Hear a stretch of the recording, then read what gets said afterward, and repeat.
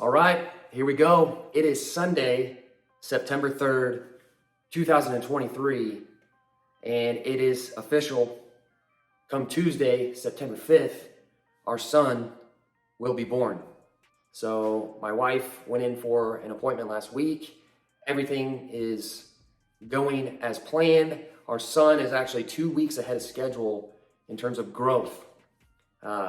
Funnily enough, he's already heavier than all of our four daughters ever were. The heaviest baby that we had was our 7-year-old Lennon, and she was born 6 pounds, 9 ounces. All of our girls were just tiny, itty bitty things, and he's already measuring at 7'4". And so the doctor said, you know what, we're gonna go ahead and move things up. This is like the biggest my wife has ever been. It's been the toughest pregnancy for her, but I'll tell you, my wife is an absolute savage. My wife just inspires me so much with how she lives and leads her life, with how much she loves and how much she gives and who she is as a person. You know, not only as a mom, but a wife and just an amazing woman. And so it's official. Our son will be here on Tuesday. And I wanted to do this podcast episode as an offering to my son. And I wanted to share 5 commitments that I promise to my son. And, with this being our 5th child, we have 4 daughters right now. Evangeline, which we call Minnie, Lennon, we got Axton, and then we got our little crazy Genevieve, which we call Gigi. And I couldn't be more blessed and grateful to have such amazing daughters. But I will say this, there has never been that connection that my wife has with all of our daughters. It's a different connection, mommy to daughter connection. They're drawn to her naturally. Our 2 youngest, Axton and Gigi, are a little bit more drawn to me, but still there's that daddy-daughter connection. And so now that I'm gonna have the opportunity to have a daddy-son connection, it's a different feeling. And my wife and I have talked about it so much. We've had dreams, we've had visions of having a son. And, before Gigi, we actually were going to have a son, and we lost him. And it was a hard, difficult time in our life that we went through together. My wife, obviously it hit her much harder, but here we are. The opportunity is here at hand, and I just wanted to get this out there, to hold myself to a higher standard, because I want to give my son the best version of me. And so these 5 commitments are for you. Starting with the first one, commitment number 1 is hard truth, tough love. I will never lie to you. I will always tell you the truth. I will give it to you straight, because as one of my mentors always says, love ain't lies. For me to tell a lie, to tell you something that you want to hear, is to actually take away from you. And as I see it within my own life, I never want to be lied to. I want to be told straight up what needs to be done. I want to be told straight up how I'm actually doing. If I'm dropping the ball, if I'm coming up short, if I'm not doing my job, I want to be told the truth. I don't want to be placated, and I'm never going to placate you, my son. It's always going to be the hard truth, tough love. There's going to be times where you're not going to want to hear the truth, but it is the truth that will set you free. It is the truth that will lead you forward and help you become the best version of you. And it's actually why it's one of the very first things that we do inside of the Forged Father. All the men that come into the Forged Father, we own up to the ugly truth. That is the first thing that we must do to get that heavy weight off of our shoulders. But when you're operating from the truth in life, it'll take you to that next level. And so that is commitment number 1. Commitment number 2, equal expectations.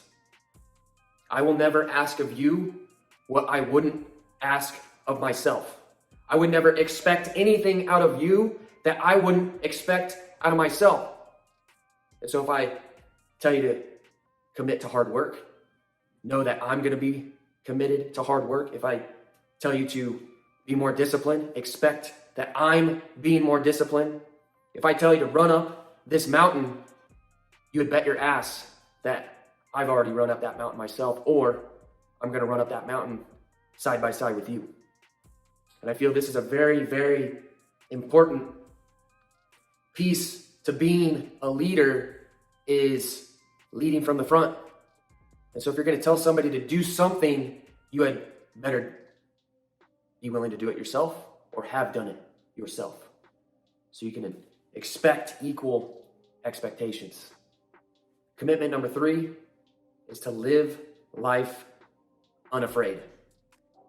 Growing up as a young boy, I let fear get the best of me.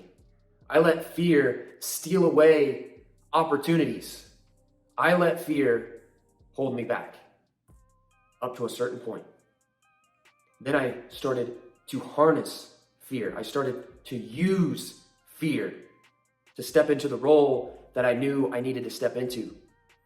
I've shared this story a number of times, but growing up, one of my favorite sports and one of my dreams was to be a state champion in wrestling.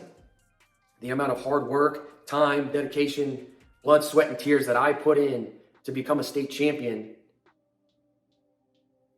came up short. Why did it come up short? A, I didn't have the belief in myself, and B, I was afraid. I was afraid to fail. And so what happened? I failed.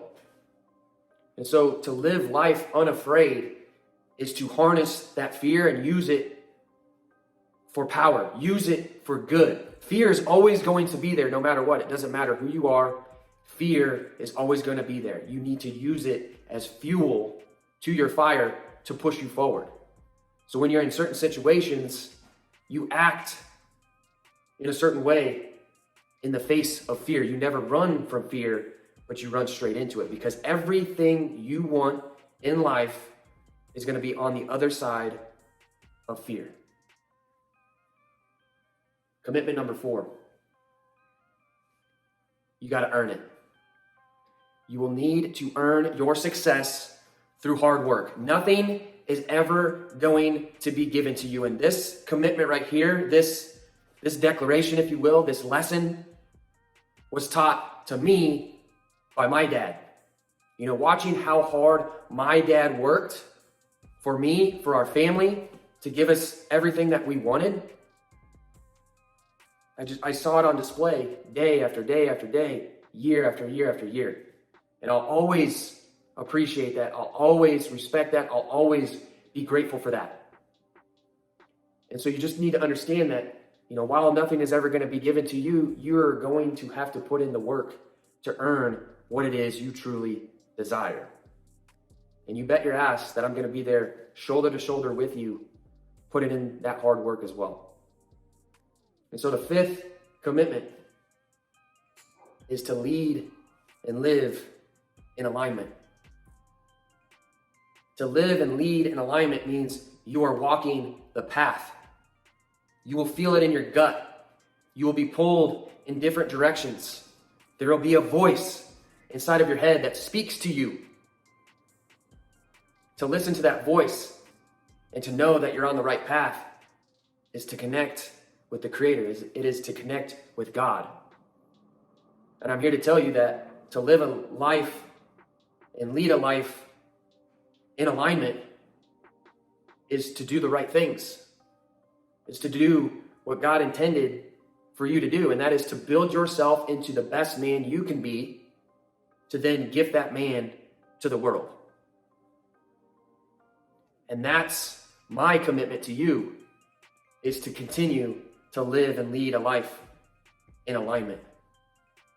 To live and lead a life backed by purpose. My purpose is exactly what I just said. It is to build myself into the type of man that I want to be, but that I want to gift back into the world, but also give to you, my son, and to be an example for you to follow and someday surpass. And so those are my 5 commitments.